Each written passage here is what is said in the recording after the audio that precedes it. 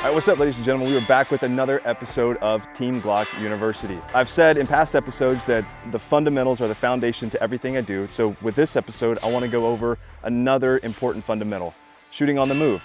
Shooting on the move allows you to lower your overall stage time. So it's a very important skill for competitive shooters, but it's also good for the person that just wants to come out on the range and train because it is a very efficient skill to have.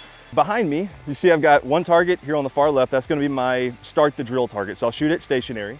Then I've got two targets in the middle and two targets to the right. And those will be the ones that I shoot on the move. I want to dry practice or dry run this drill a few times. And what I'm looking for is how the sights look on the target. I want to see the movement of the dot or the front sight. So if I'm moving left to right, my hips are going to open this way. And that allows me to move freely with no obstruction or having to stay pointed directly down range and feel like I'm cross-stepping like this. When I start this movement and my hips open in this direction, that allows me to freely move, and my feet, there's no obstructions here, my feet are not crossing each other and I'm not getting my feet tangled up. I'm trying to walk heel toe, keep my my body lowered, my center of gravity low, so that I use my knees as shock absorbers. When I start moving, I just want to see how my dot looks on the targets. When I'm able to see that a couple times, that allows me to fully understand what the dot is going to look like as I'm transitioning between targets.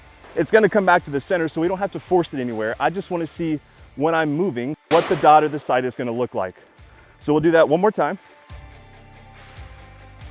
Keeping everything center, walking heel toe, and center of gravity is staying low. Sight's looking good, staying in the center of the target. So now let's go live fire and check our hits.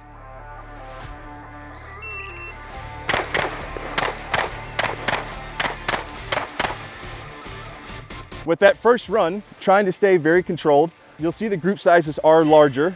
And the reason for that is obviously I'm moving, so the dot is going to bounce around a little bit more. As I'm walking heel toe and trying to use my knees as shock absorbers and keeping my body low, I'm able to mitigate a lot of this movement. But this is back to a shot calling aspect. Once I see the dot is freely inside this A zone or in an acceptable area, then it's okay for me to touch off the shot. Got two alphas here. This one is a Charlie right on the line. This shot pulled down because I shot as I was stepping. So a good group here. Now let's do the same drill again, left to right, but I want to speed it up a little bit more and we'll see how the groups differ, if at all. So let's set up again and we'll get back at it.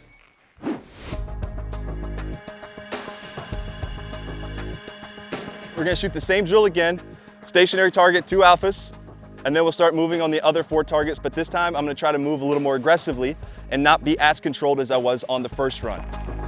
You're ready, stand by.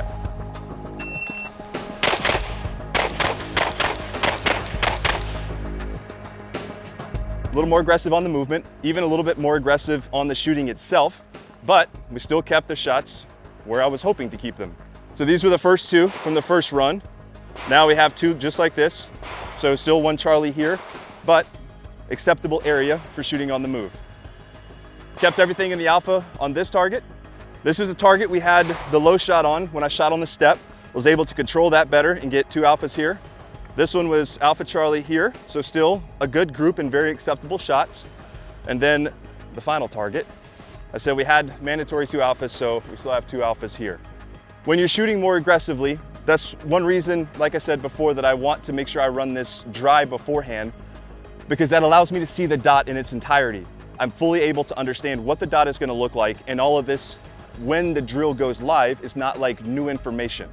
Now, as I'm practicing this and we start shooting, you will see the dot do different things because now you're shooting and moving at the same time, but you're able to understand all of that information and practice it appropriately. So we're gonna swap this up and then go right to left. So let me reload my mags and we'll be back on the line.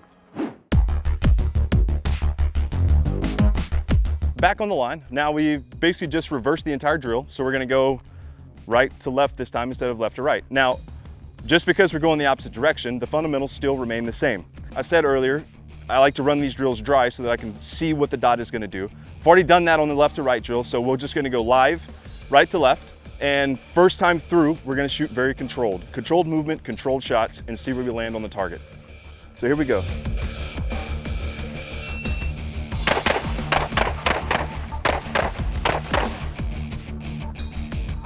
I really like that drill except for one target, and I'll show you in a second. First target, 2 alphas, also 2 alphas. So very controlled. Also 2 alphas here. Had 1 Charlie just outside, but still a good group, very acceptable area inside the target. So I was accepting of the sight picture. And the 1 target that upset me, the 1 Charlie here. I began to focus on trying to move versus finishing these 2 shots. So you'll hear me say sometimes task prioritization. Prioritize this task, finishing this task before you start thinking of the next task, and I did not do that. I let the dot fly up because I was thinking about getting on the move and getting transition to the next target. So task prioritization, standard stationary targets, I want to shoot 2 alphas. So let's run it again, a little more aggressive, and 2 alphas on this target.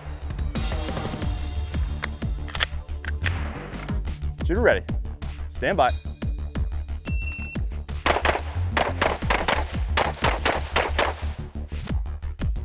So first target here, had these 2 shots, or I think it was those 2 shots, but I had 1 Charlie, but still acceptable hit. Now this one, you'll hear me shoot 3 shots. I shot this one, the dot was way to the left and I did not like the shot, so immediately calling my shots, I wanted to send a makeup shot. And now I've got 4 alphas here in the middle of the target. So I knew it was a push shot.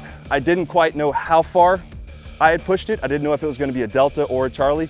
I just knew that I did not like what I saw. So shooting the makeup shot gave me the alpha, and it was only maybe a 14 or a 15 split on time added to the drill. So to get the points back, I think that's an acceptable words, compromise. Yes, that's the one I was looking for. Over here, got 1 Charlie here, still a good group. We've got 2 Charlies here. I was pushing a little bit when I first started this drill, a little aggressive on the movement, so I would like to tame this back a little bit, make sure I get the dot in the center of the target as best as I can. And let's see how we did on our mandatory. We got it. It's a low edge hit, but it still counts as an A. So task prioritization, I finished this task first. So ladies and gentlemen, that is shooting on the move left and right. Like I said before, the fundamentals are the foundation to everything I do, so I always want to make sure I'm focusing on building all of my fundamentals as I'm becoming a better shooter, but also preparing for competitions. Thank you again for watching this episode of Team GLOCK University, and I also want you guys to remember that it's June Safety Month. Always follow the 4 rules of firearm safety, and we want you to take the pledge at followthe4.com. As always, we love these videos, we hope you're enjoying them, and we will see you on the range next time.